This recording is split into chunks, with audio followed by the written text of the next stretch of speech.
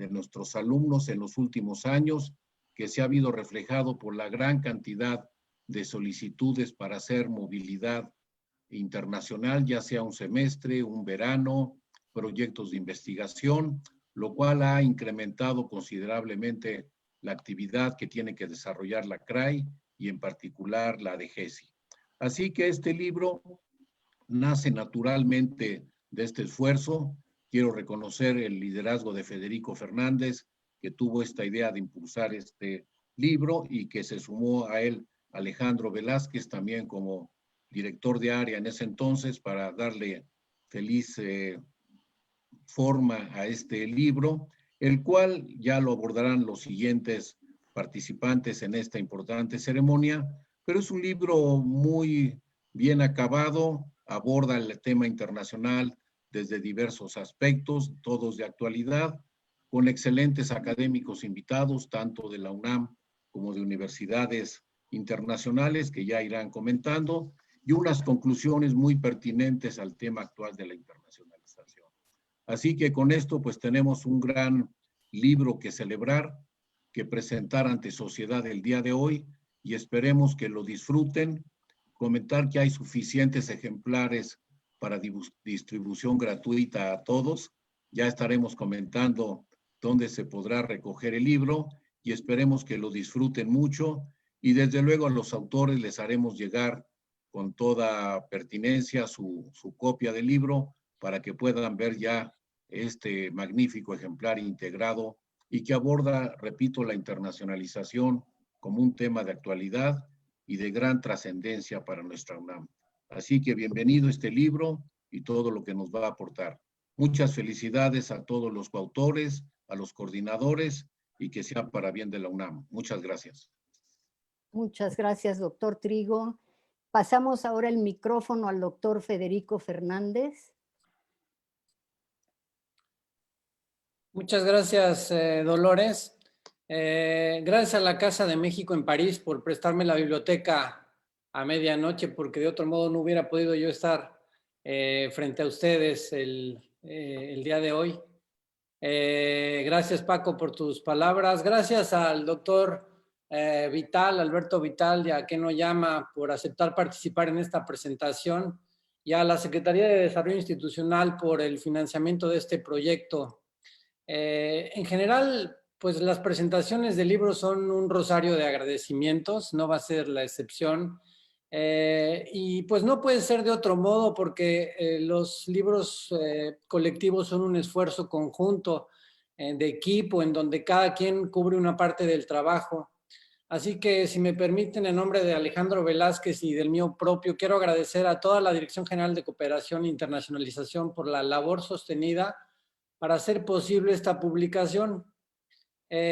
Como les dijo ahorita el doctor Trigo, esto empezó desde el año 2019, desde principios del año 2019, cuando decidimos celebrar los 10 años de la DGESI con un evento académico que nos permitiera hacer un alto en el camino para reflexionar sobre lo que estábamos haciendo a nombre de la UNAM y a nombre del país.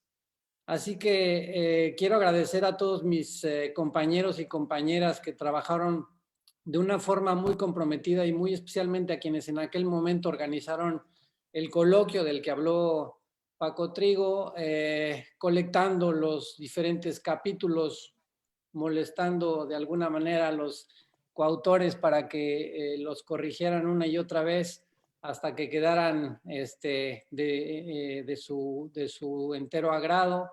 Y finalmente confeccionaron el libro nuestras compañeras Pamela Suárez, Jimena Gómez y Dolores González Casanova. Les agradezco mucho a ellas y a sus respectivos equipos.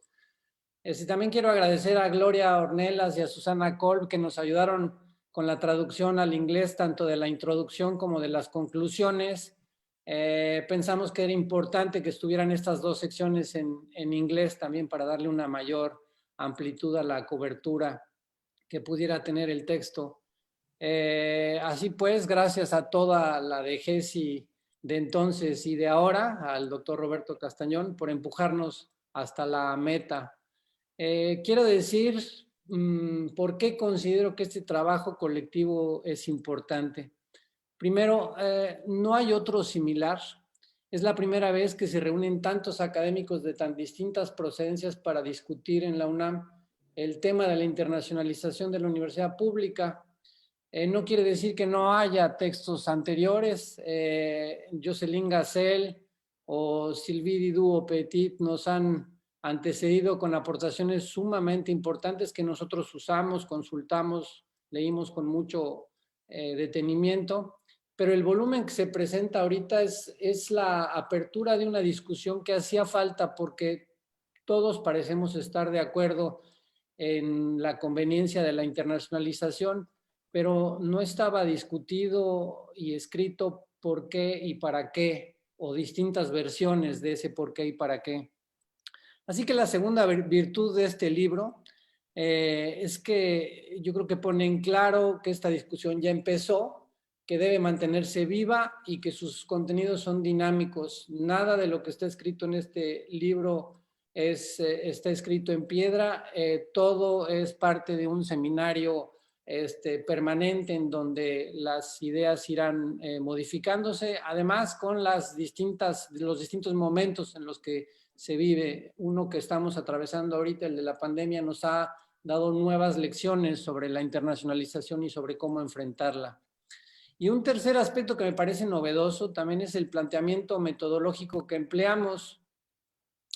En ese momento, hace un año, nos hacíamos muchas preguntas sobre la internacionalización y de alguna manera estábamos a cargo mucha gente del área internacional de la UNAM de programas que tenían mucha implicación para estudiantes, para académicos, para investigadores de la UNAM y pues en lo que nos correspondía estas preguntas que nos hacíamos era si estábamos haciendo de alguna manera un trabajo correcto. De manera que nos hicimos más de 150 preguntas y las apuntamos todos y luego en un momento dado dijimos, bueno, ahora es necesario que expertos nos ayuden a resolver estas preguntas, nos den sus opiniones sobre esos tópicos y nos provean de algunas respuestas. Así que empezamos con preguntas, digamos, muy generales, pero fundamentales para las tareas de internacionalización de las universidades públicas. Por ejemplo, simplemente, ¿qué objeto tiene la internacionalización de las universidades? ¿Para qué las hacemos? ¿Por qué hacemos esta internacionalización?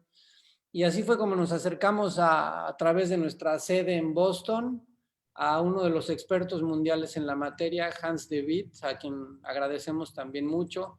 Y también agradezco ahorita a Benjamín y a Héctor por la entrevista que le hicieron a Hans en ese momento. Otro tipo de preguntas que nos hicimos fue qué tan pertinentes eran los rankings que supuestamente evaluaban las instituciones de educación superior. Y entonces acudimos a un experto que ha trabajado mucho sobre esto, a Imanol Ordorica, a quien también le agradezco, que nos diera una visión crítica sobre ellos. Otro tipo de preguntas entre las que sacamos y nos identificaron a gente hacia la que podíamos acudir fue, por ejemplo, ¿qué significa la internacionalización ya no solo para nosotros en la UNAM, sino para la mayoría de las universidades mexicanas? Y por eso le pedimos opinión a Brenda Galaviz de la ANUYES, que nos escribió un excelente texto. ¿Cuál es la visión desde el gobierno federal? Es otra de las preguntas que nos hacíamos y nos acercamos a Ernesto Sheinbar de la Coordinación Nacional de Becas para el Bienestar Benito Juárez, que también nos escribió un capítulo con su visión complementaria a todo lo que veníamos discutiendo.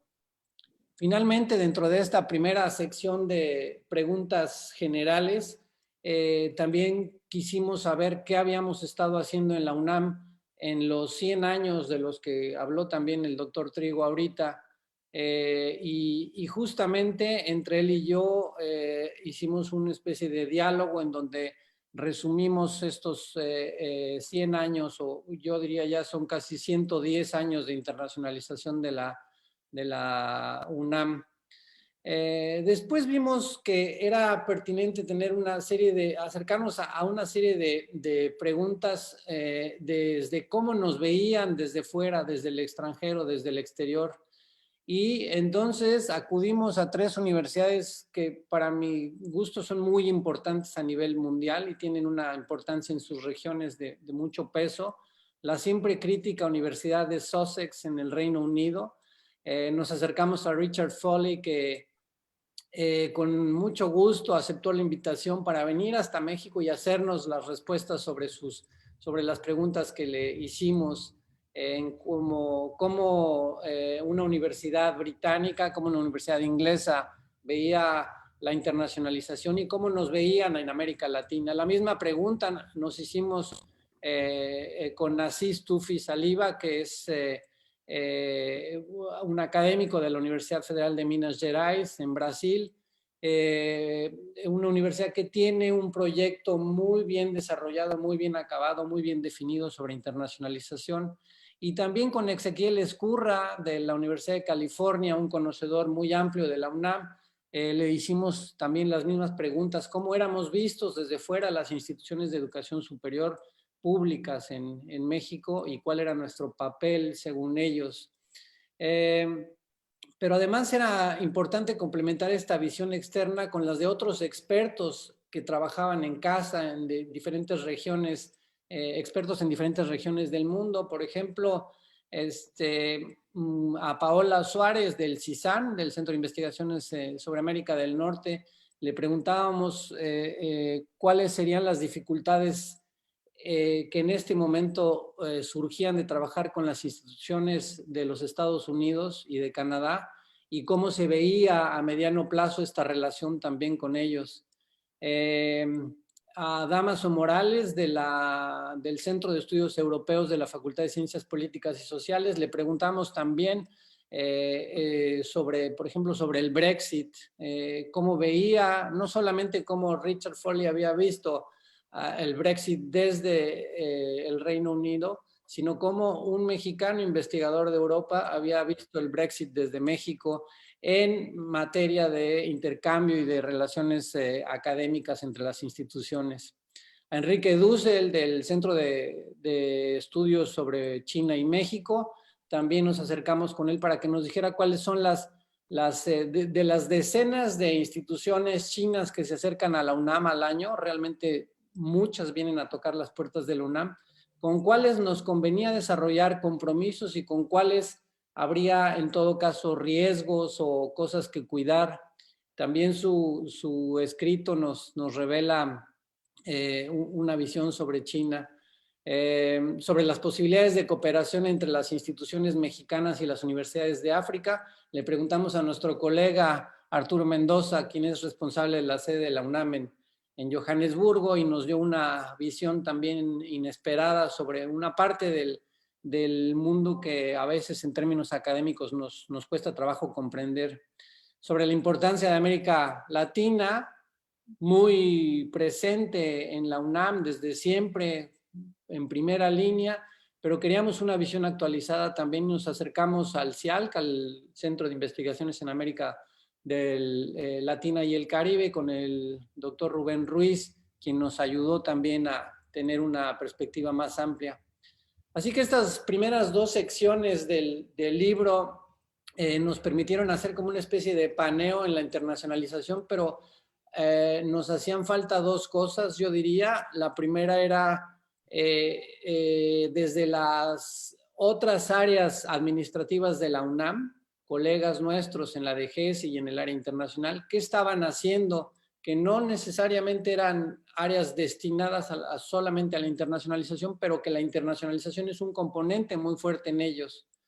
Esa era una de las preocupaciones, y la otra era cómo plantear una visión prospectiva con toda esta cooperación que nos habían dado los coautores a los que estuvimos invitando. Para atacar esta primera parte del área administrativa, nos acercamos con Carmen Contilloc para que nos dijera cuál era el papel de las lenguas extranjeras en la internacionalización de nuestros alumnos. Algo obvio aparentemente, pero muy difícil de implementar.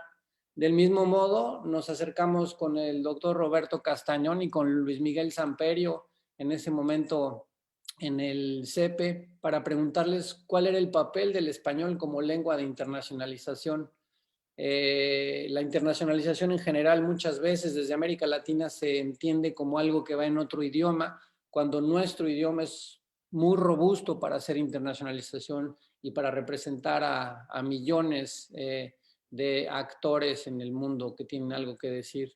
Del mismo modo nos acercamos con Javier Nieto, entonces en el área del posgrado de la UNAM, y pues le preguntamos también su visión. Ustedes saben que en el caso de la UNAM, que no es algo muy frecuente en muchas otras universidades extranjeras con las que tenemos vinculación, el posgrado tiene paralelismos con otras áreas, pero no hay un entretejido de manera que se ve como una dependencia a veces separada, y eso crea problemas y crea también oportunidades nuevas que se resuelven de otras maneras. A veces da más libertad y a veces, digamos, es una de las áreas más sensibles y quizá más importantes en donde se revelaron posibilidades para trabajar en el futuro. Con el doctor Carlos Aramburu también nos acercamos porque él es un experto en la investigación científica y quisimos saber cuál era su opinión sobre la relevancia de las relaciones internacionales para la investigación dentro de la UNAM y fuera de la UNAM, como es en su experiencia. Y finalmente, la otra gran parte que nos había quedado en duda, y con esto termino, para atacar esta deuda de una visión prospectiva con este material que teníamos, nos juntamos Imelda López Villaseñor, que en ese momento era directora de cooperación académica en la DGESI, con Alejandro Velázquez, que también había ocupado ese puesto, y un servidor, para tratar de desentrañar tres cosas que nos preocupaban y que nos parecía que de alguna manera pavimentaban un camino muy cercano, en un futuro muy cercano, para tres cosas. Una, la movilidad estudiantil, con quién conviene, a dónde conviene enviar a nuestros alumnos en movilidad estudiantil, es decir, no a cualquier lado, sino en qué tipo de instituciones y en qué tipo de países y de ciudades, hacer una reflexión sobre eso. Que obviamente la base de esas decisiones son siempre de las entidades académicas, es decir, de las facultades, escuelas, centros e institutos, pero el área internacional de la administración central tiene también de alguna manera que facilitar esos intercambios.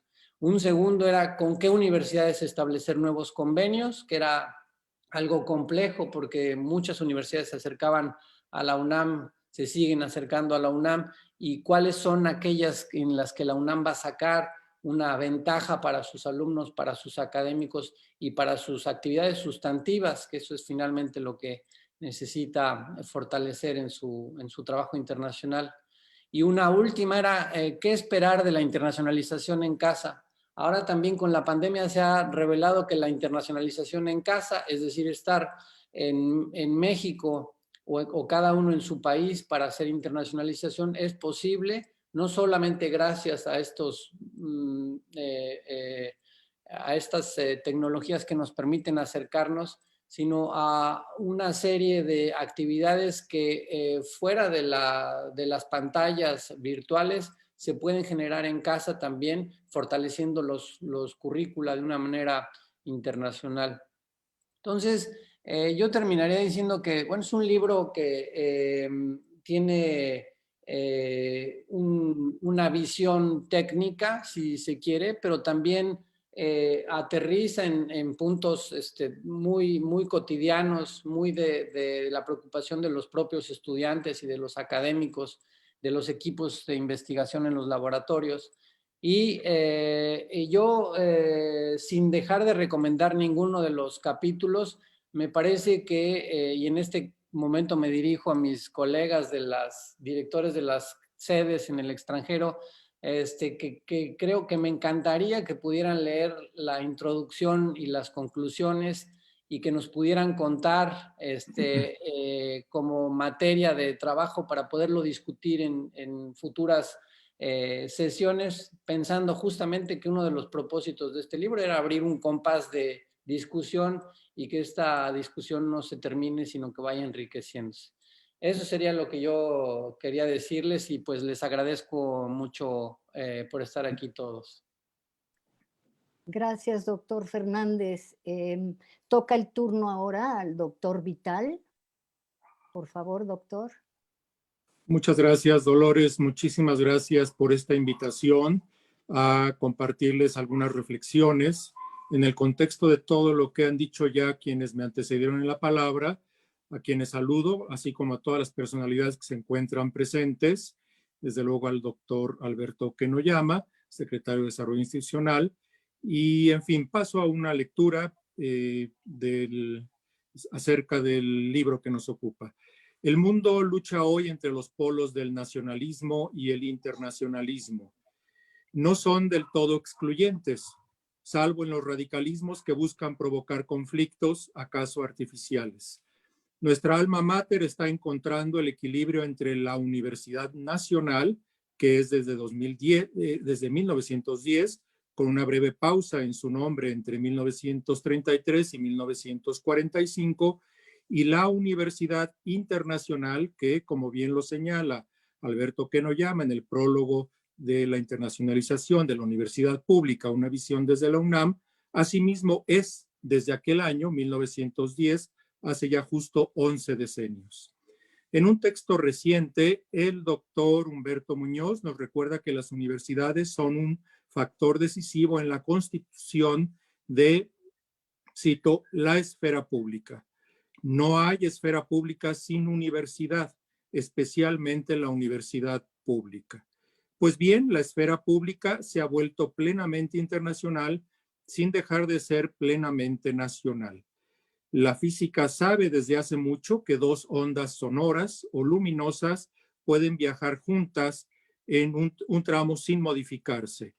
A este fenómeno se le llama superposición. Pues bien, hoy se superponen lo nacional y lo internacional en fenómenos como la emergencia climática y desde luego la calamidad sanitaria de 2020. Se trata, sí, de una superposición, en este caso compleja, convulsa, fragmentaria, muy distinta a la armoniosa superposición de partituras y de instrumentos en una sinfonía clásica. El volumen coordinado por los doctores Federico Fernández Christlieb y Alejandro Velázquez Montes se convierte en un auténtico prontuario, rico en reflexiones y en datos, sobre el momento actual de un proceso en que nuestra máxima casa de estudios ha acumulado valiosísima experiencia y en que tiene mucho por decir. Las universidades son laboratorios sociales. El volumen nos muestra cómo ellas, en especial las públicas, están demostrando que pueden convertirse en un modelo de internacionalización sin perder lo intrínseco nacional. Pueden ser un modelo de diálogo y acuerdo no solo sin perder autonomía, sino más bien con base en la autonomía, esto es, en la capacidad de gobernarse y conducirse a sí mismas.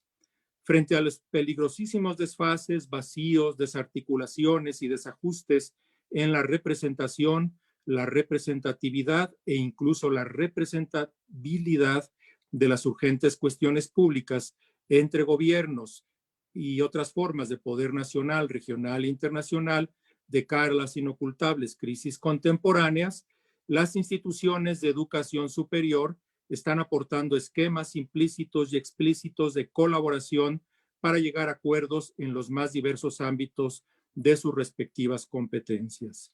Dichos esquemas pueden, sí, en resumen, ser modelos de solución de diferencias y armonización de proyectos no por fuerza del todo coincidentes. Proyectos no por fuerza del todo coincidentes. Ya lo dicen bien los coordinadores del volumen en la introducción, la internacionalización de la universidad pública, retos y tendencias, a cuya lectura nos acaba de invitar el doctor Fernández Christlieb. Cito en la página 15, no todas las instituciones buscan los mismos objetivos. Unas buscan la excelencia en docencia, otras la investigación de punta o la obtención de patentes. Otras más desean incidir favorablemente en el entorno social, mientras otras buscan establecer un negocio rentable. Hay algunas que lo desean todo a la vez. Hasta aquí la cita. El mismo texto ya sugiere un aspecto central, de algún modo paralelo a los polos entre nacionalismo e internacionalismo. Me refiero a la competencia y la cooperación entre las instituciones de educación superior. He aquí otro fenómeno de superposición. Las ondas sonoras de la competencia y las ondas sonoras de la cooperación pueden viajar juntas un tiempo en las relaciones entre dos o más universidades.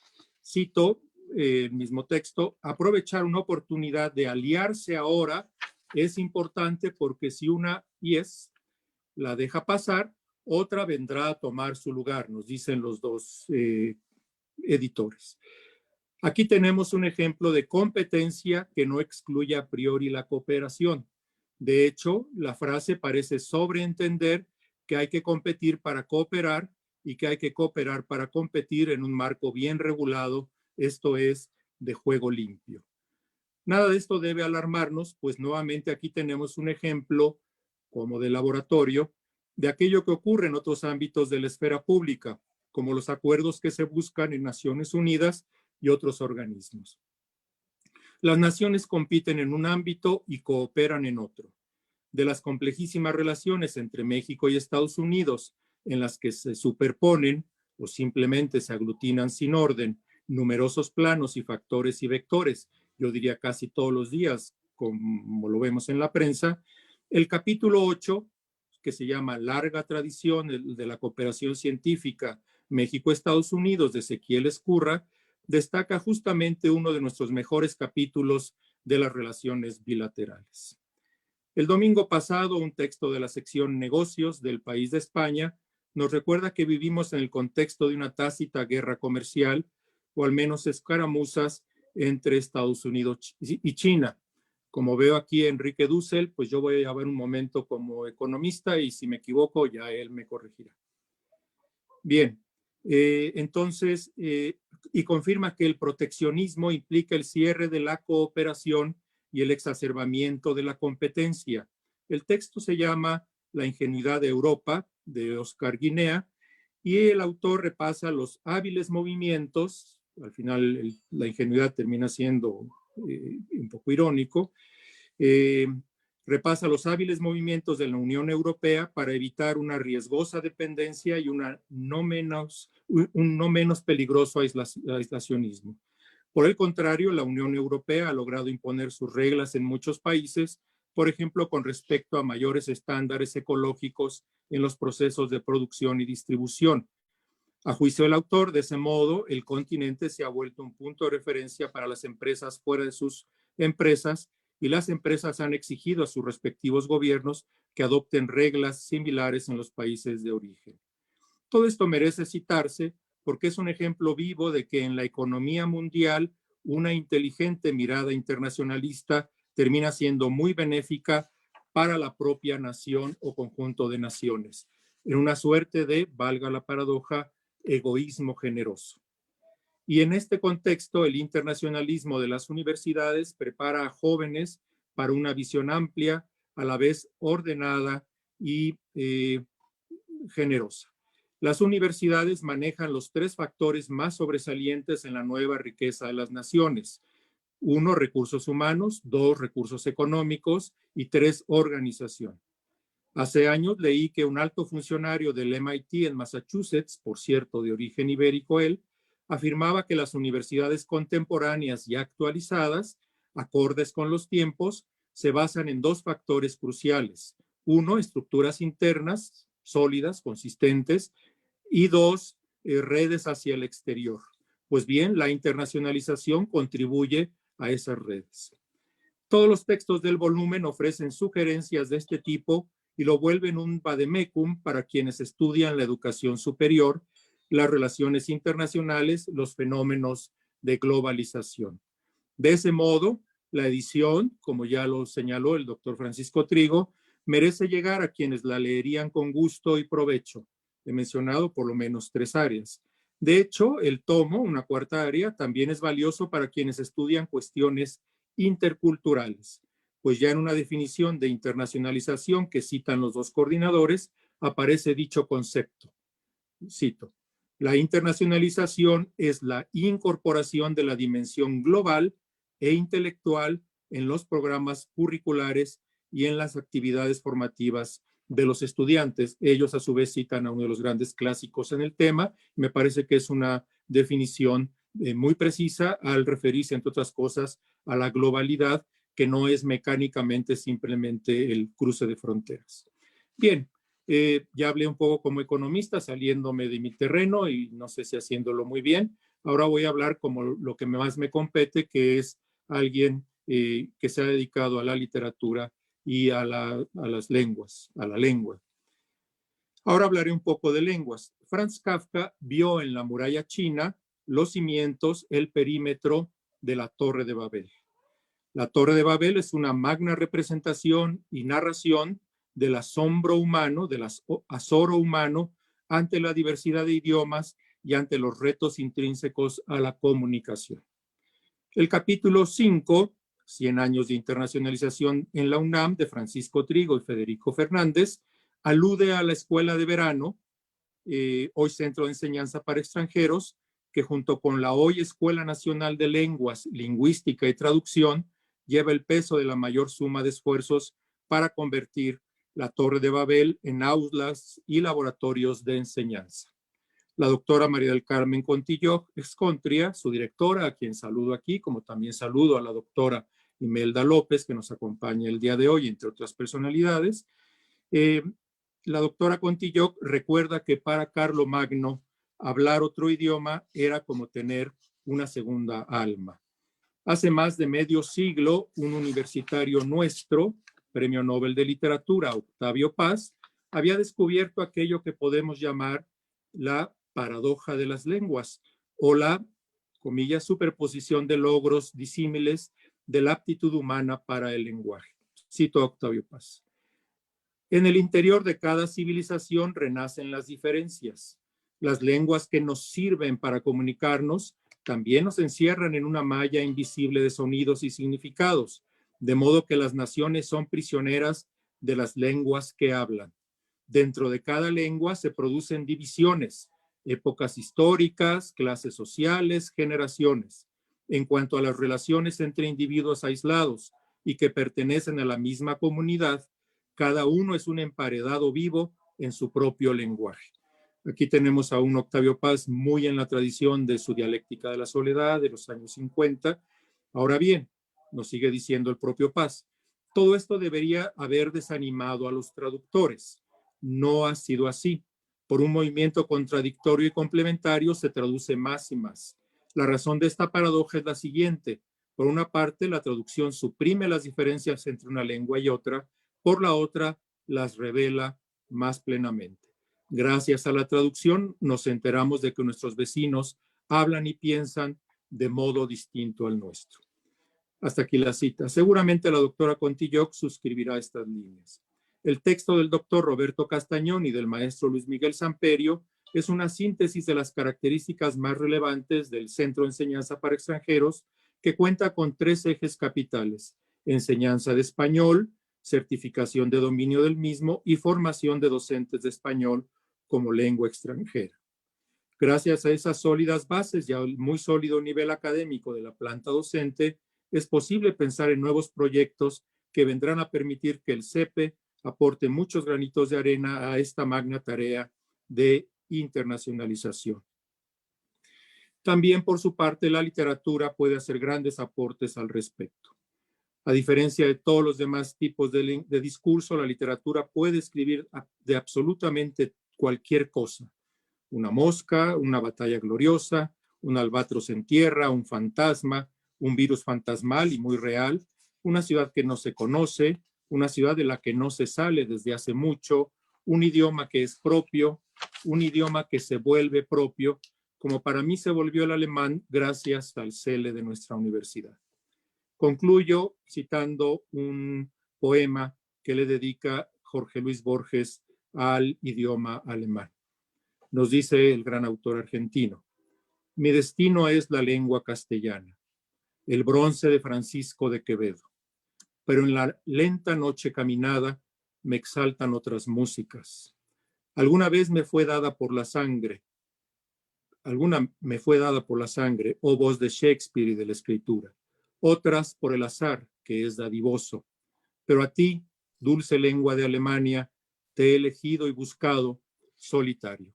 Muchísimas gracias por su atención. Quisiera hablar de todos los textos, pero la verdad es que creo que con este panorama tenemos algo que ya puede invitarles a la lectura que se merece de sobre este volumen, y felicito a sus coordinadores y también a sus coautores. He visto a varios de ellos presentes. Muchísimas gracias por su atención.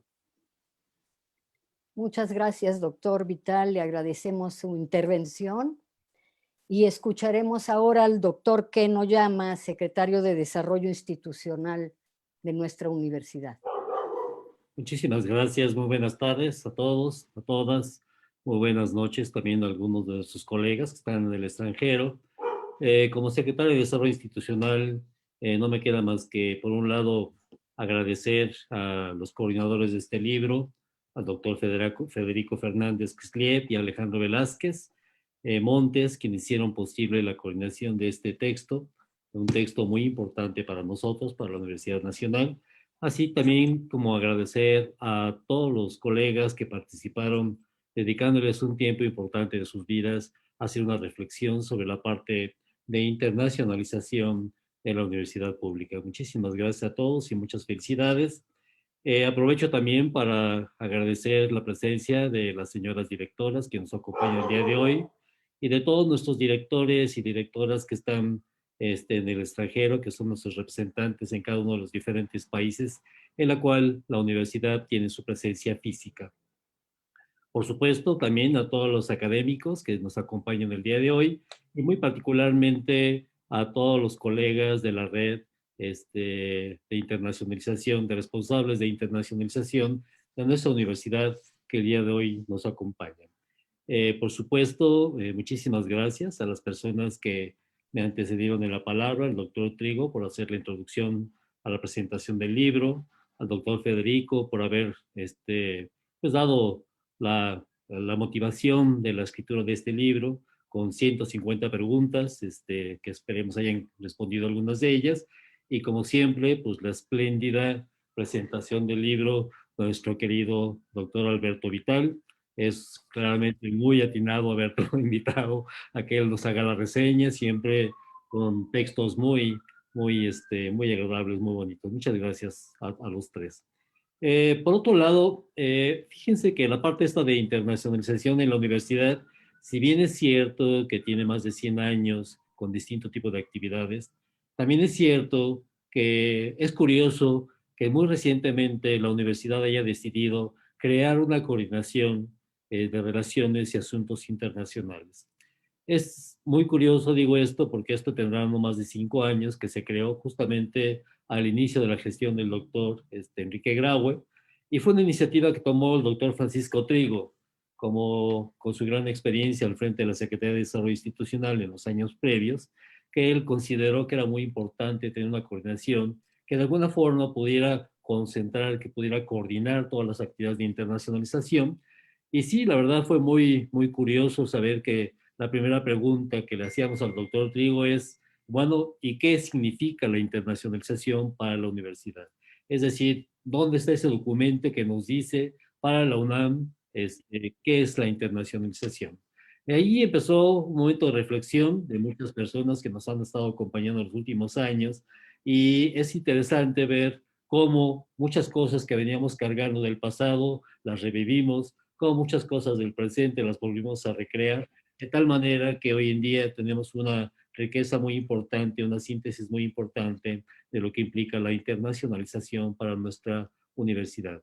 De hecho, algunas de las cuestiones que hemos utilizado últimamente, esto de la universidad global, pues tiene muchos significados, pero por supuesto uno de ellos tiene que ver con el componente de internacionalización.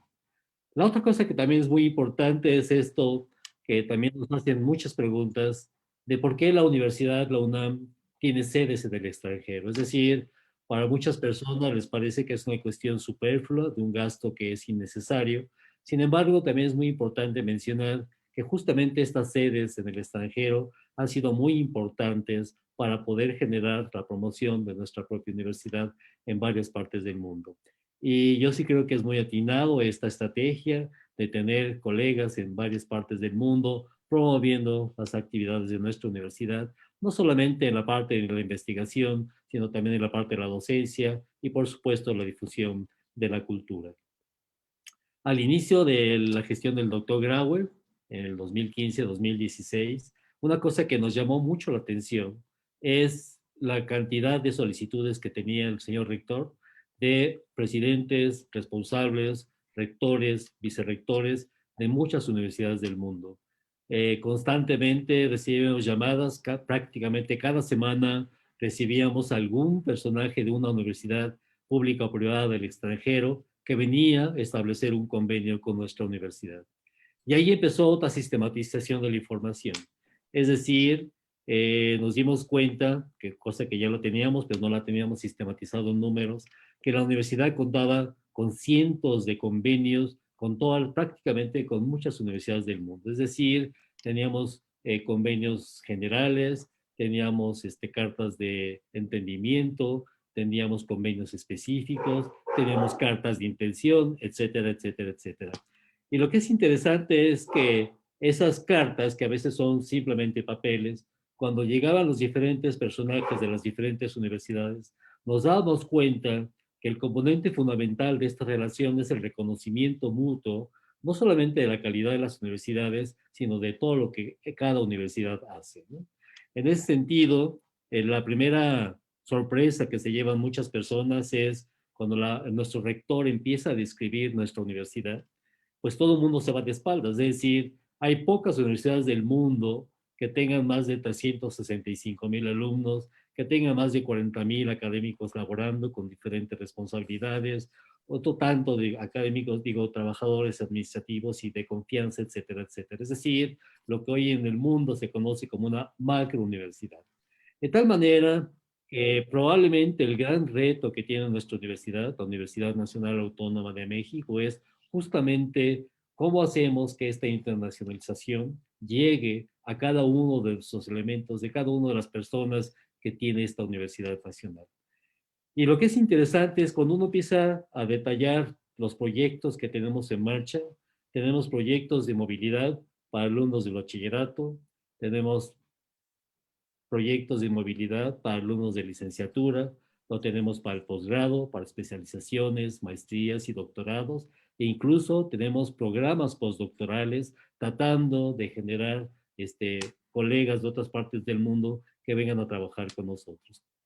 De tal manera que movilizar toda esa cantidad de personas es prácticamente imposible y sin lugar a dudas, todos sabemos, todos reconocemos que es un valor agregado en la formación de nuestros jóvenes.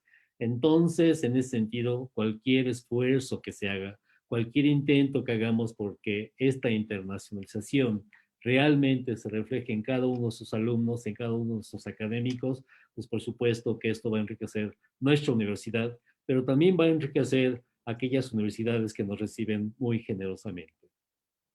Todavía yo recuerdo una de las visitas iniciales que tuvimos fue el embajador, el embajador de Alemania en México, que vino a la oficina del señor rector y le hicimos una presentación de todos los convenios que tenía la UNAM con las diferentes instituciones educativas de Alemania, y era el mapa de Alemania lleno de puntitos, ¿no?, de diferentes colores por diferentes tipos de convenios que teníamos, y el embajador se fue muy impresionado y lo primero que hizo fue traer a la responsable de cultura de su país a una visita oficial a la rectoría de la UNAM.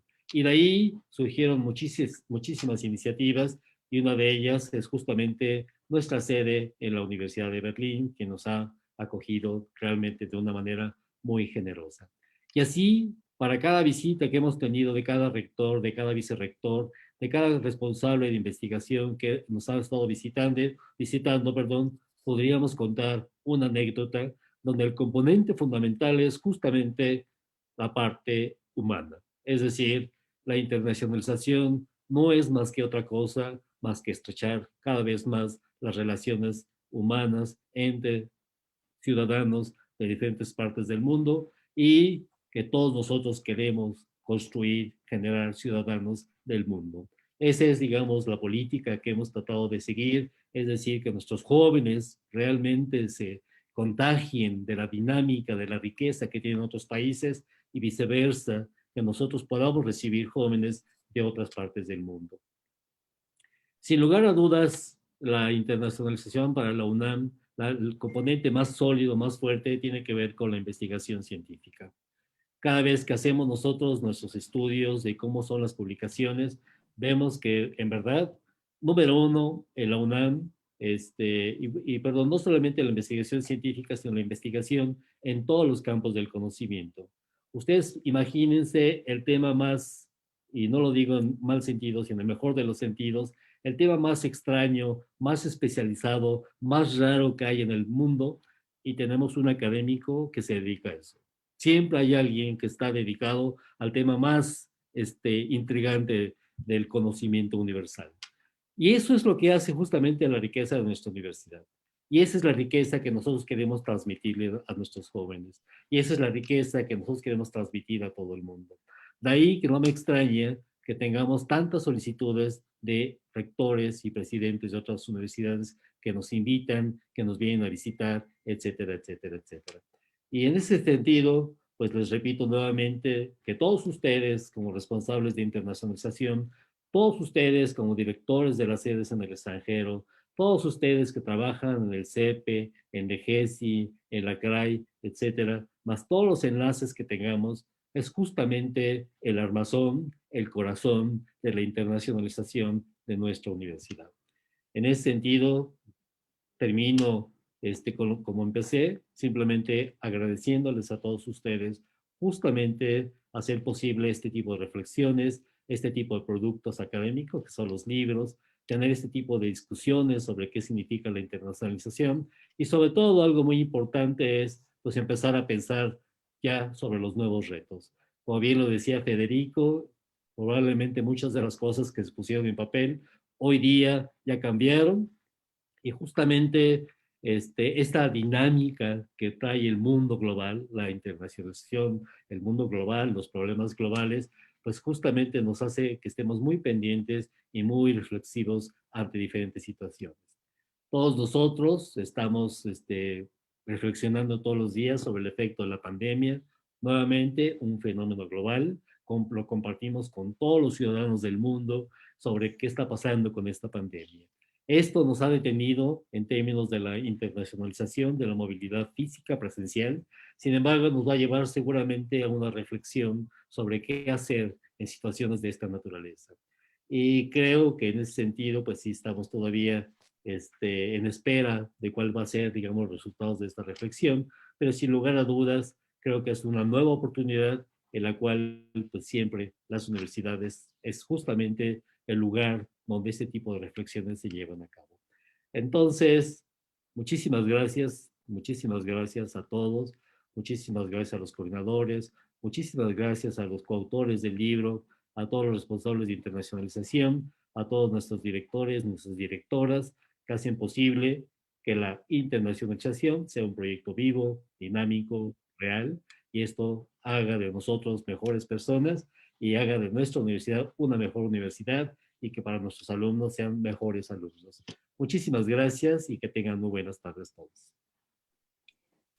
Muchas gracias al doctor Ken Oyama y habría aquí un pequeño espacio para un par de preguntas, pero antes de eso le pediría a la maestra Jimena Gómez, coordinadora de comunicación de la DGESI, que va a hacer un anuncio para todos ustedes, que tiene que ver con varias de las preguntas. Jimena, por favor. Sí, hola, ¿qué tal todos? Pues sabemos que muchos de ustedes que nos han estado escuchando a través del Zoom o a través del Facebook Live o quienes nos vayan a ver posteriormente en la grabación que pues, continuarán por el Facebook Live de la DGESI, pues van a estar intrigados y les ha despertado la curiosidad por saber y conocer estos textos que los que se han estado haciendo mención. Entonces, queremos compartirles que hemos subido un PDF del libro en la página web de la DGESI, en el cual puede ser consultado por todos y lo pueden también descargar.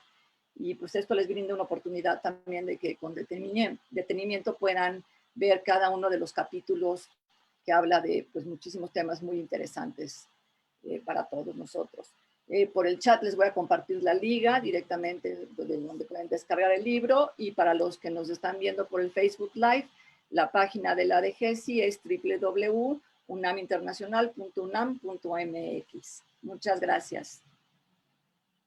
Gracias, Jimena. Pues ha habido varias preguntas que me parece que se han ido contestando, especialmente con la intervención del doctor Ken Oyama sobre la internacionalización. Y tenemos aquí una pregunta sobre cómo se imagina la internacionalización universitaria en la época de la pospandemia. Pero quisiera antes, el doctor Hans de Witt nos está pidiendo hacer uso de la palabra y me voy a permitir pasarle el micrófono al doctor de Witt mientras piensan en la respuesta a la pregunta. Muchísimas gracias y es un gran placer y honor de ser parte de esta presentación del libro La internacionalización de la Universidad Pública, retos y tendencias, una visión desde la UNAM. Ha sido un gran placer para mí de tener la posibilidad para participar como autor en este libro y agradezco en particular a Héctor Zavala para hacer posible mi participación. Felicidades a los coordinadores y a todos los autores del libro con esta publicación. Más o menos 25 años pasados tenía la oportunidad para hacer una evaluación de la política de la internacionalización de la UNAM en esta época. Ha hecho esto junto con mi colega, la doctora Jay Knight de Canadá, para la OCDE, para hacer una evaluación de cómo la UNAM estaba realizando su política de la internacionalización 25 años pasados. Y con eso, ahora este libro me da una reflexión sobre los cambios y al mismo momento sobre la continuidad de la política de la internacionalización de la UNAM por muchísimos años, como se ha discutido en las presentaciones anteriores ya. Entonces, para mí ha sido una nueva posibilidad para participar en el proyecto de la internacionalización de la UNAM y siempre ha sido muy vinculado no solo con la UNAM, pero también con ANUYES, con mis colegas mencionados, Jocelyn Casel Ávila, sobre el tema de la internacionalización en México. Y la internacionalización ha sido siempre un tema que ya por 40 años yo he trabajado en eso como vicerrector de Relaciones Internacionales de la Universidad de Ámsterdam en Holanda, donde estoy ahora también, como editor de la revista Journal of Studies in International Education, como fundador y presidente de la Asociación Europea de Educación Internacional. Y yo he visto cómo la internacionalización ha estado diferente en los diferentes contextos y diferentes tiempos del mundo. La internacionalización es muy distinto en el Boston College, donde yo trabajo como director del Centro de Estudios de Educación Internacional, que en Harvard, que es en la misma ciudad.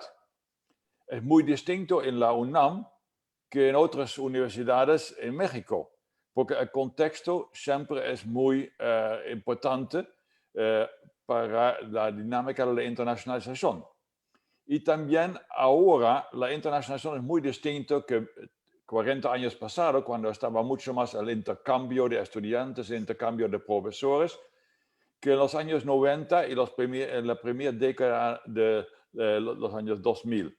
Porque en eso fue más la competición para estudiantes internacionales, la competición por profesores internacionales, la competición por puestos en los rankings globales. Entonces, eso fue la dinámica de los últimos 20 años. Pero con el pandémico y con la crisis económica y social y geopolítica que nosotros enfrentamos ahora, creo que tenemos no solo un deber, pero también una oportunidad para cambiar la política para la internacionalización de su visión de competición hacia una contribución a los problemas globales que nosotros tenemos, las metas de sostenibilidad de las Naciones Unidas, trabajar para la sociedad, porque es muy claro en esta época de la pandemia que nosotros necesitamos como universidades contribuir a todos estos problemas de salud, de pobreza, de clima, y entonces es muy importante en esta época que la internacionalización continúa y que la UNAM, como otras universidades, puede y debe jugar un papel importante para el futuro de nuestro mundo. Y con eso creo que es importante que el libro nos da unas direcciones para el futuro también. Y otra vez, muchas felicidades con su trabajo. Gracias. Gracias, doctor DeWitt. Quisiera preguntar a los presentadores si alguno quiere añadir algo o contestar algo. Pues si me permiten un poco pensar en esta primera pregunta que hacías, después de agradecerle a Hans de Witt que nos haya, realmente su texto es el que inaugura el libro, porque de alguna manera él tenía toda esa experiencia de trabajo y de publicación, de manera que fue una fortuna poderlo haber contactado gracias a la oficina en Boston y que hubiera accedido a trabajar con nosotros. Sobre cómo será el mundo post-pandemia en términos de internacionalización, yo lo que creo es que sorprendentemente la UNAM estuvo preparada para una situación como esta, reforzando y preparando sin saberlo, con todo el desarrollo de las tecnologías que se basaron sobre todo en la CUAED en ese momento y después en la nueva dependencia que reúne a las mismas tareas que hacía la CUAED, y que en el momento en que empezó la pandemia y que fue imposible que alumnos vinieran y que otros alumnos viajaran, inclusive que nosotros diéramos clases en nuestros salones con nuestros alumnos, en ese momento la tecnología que la UNAM había tenido guardada y que había usado solamente para la educación en línea se convirtió en la principal y sacó todos los semestres de todas las carreras a flote de una manera bastante ágil. Yo imagino que esa tecnología va a seguir, llegó para quedarse de alguna manera, y no es que haya realmente evolucionado tantísimo esa tecnología. Sí, claro que hubo actualizaciones muy importantes, pero sobre todo lo que se dio fue un fenómeno de cambio en nuestra mentalidad. Ya para nosotros ya no es algo raro, es algo con lo que vamos a contar y vamos a poder resolver problemas de lo que nos planteábamos al final del libro, que es la internacionalización en casa, gracias a estas tecnologías que se vinieron desarrollando durante la UNAM, apostando hacia eso durante muchos años y de repente convirtiéndose en algo de corriente, digamos, predominante. Entonces yo creo que la pospandemia será algo en oleadas, no se va a retirar del todo de un día para otro, y por lo tanto también la combinación entre tecnologías a distancia y presenciales va a ser un cóctel muy, muy importante, sin que se sustituya para nada la gran experiencia que es, por ejemplo, para un alumno salir de su país y poder estar un semestre o un tiempo de estancia con académicos y con alumnos en otro país. Eso no lo cambia nada, digamos, no hay nada que se le acerque a esa experiencia, pero sin embargo sí puede haber una preparación previa que además nos resuelve algunos problemas financieros, porque uno de los planteamientos también importantes del libro es cómo le vamos a hacer si hay tantísimos buenos alumnos listos para irse al extranjero y no hay los recursos ni en sus casas ni en las instituciones para poderlos ayudar a ir. Y esto es una cosa que puede permitir que haya un tiempo de transición, digamos, en donde pueda haber esta conexión con el extranjero en espera probablemente de una mejor oportunidad para viajar. Yo diría. Muchas gracias. Una pregunta más antes de despedirnos. Nos pregunta la representante de la Facultad de Medicina, ¿cuál es su opinión acerca de cómo empezar a internacionalizar los currículos educativos de las entidades académicas? Otro libro completo. Alejandro. Sí, gracias. Bueno, primero, muchísimas gracias a todos por su participación, tanto en el sentido de los coautores y autores del libro, como a todo el equipo que participó en ellos. Quisiera sumar un comentario a la pregunta anterior. Desde mi perspectiva y viéndolo ahora desde una de las sedes de la UNAM en Alemania, sí creo que la pandemia, la situación que hemos vivido, nos marca un nuevo paradigma en la educación superior. En dos sentidos. El primero fue un encuentro forzado entre la nueva forma de participación de los alumnos con un alto nivel de información y de acceso global a formas de acceder a gran cantidad de información y volúmenes de lo mismo a través de una gran cantidad de dispositivos, que eso era ya inevitable. Muchos de los que dábamos clases de manera convencional nos percatábamos que la única manera de poder lograr tener la atención de los alumnos era hacerlos partícipes y sumarlos a través de nuevas formas de hacer la docencia, es decir, pasar de la docencia activa a la interactiva, y creo que este nuevo espacio nos ha permitido acercarnos a estas diversas metodologías. Por supuesto que habrá cierta resistencia y reticencia producto de que hay una manera convencional de hacer la formación de los cuadros. En ese sentido, sí creo yo que hay un cambio paradigmático en lo que va a ser el futuro. Y el segundo tema, que es reforzar el comentario del doctor Hans Witt en relación a que los grandes temas de interés ya dejan de ser locales y sí abonan a pensar en una serie de problemas de corte global, es decir, la formación en el sentido de la internacionalización atañe a atender problemas de gran implicación global, sobre todo la manera de cómo insertamos el nuevo componente social de los alumnos y de los académicos en los grandes problemas de gran magnitud, que es un poco los dos grandes cambios que yo creo que la pandemia lo que hizo fue acentuar esta necesidad de vernos de manera distinta y salirnos del pensamiento convencional, es decir, las maneras convencionales de enseñar y las maneras convencionales de identificar los grandes problemas.